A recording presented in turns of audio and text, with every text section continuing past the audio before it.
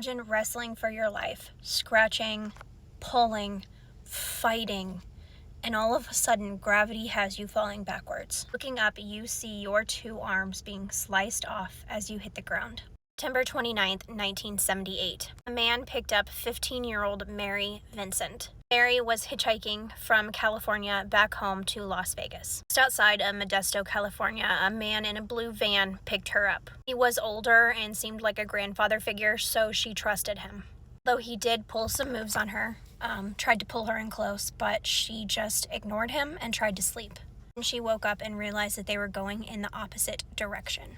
She demanded that they pull over and go the right way, but just then he said he needed to stop to relieve himself. She looked down and realized that her shoes were untied, and thinking she may need to run, she bent down to tie her shoe. At that moment, a sledgehammer was brought down on her head. She woke up in the back of his van. She had no clothes, she was tied up, and then she was repeatedly essayed. All through the night he did this to her. She even watched him sleep next to her and tried to get away, but she couldn't.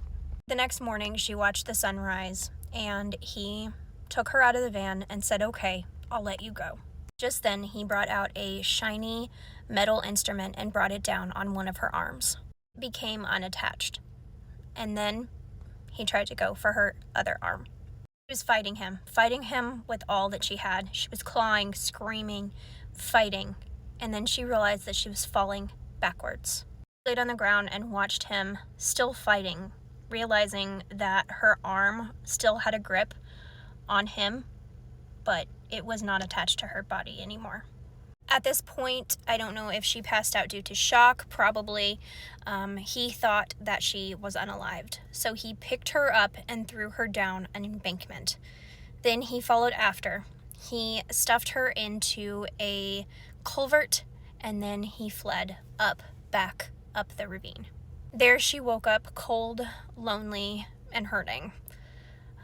She waited a while because she was unsure if he was going to come back, and she waited and waited and realized that he had drove off.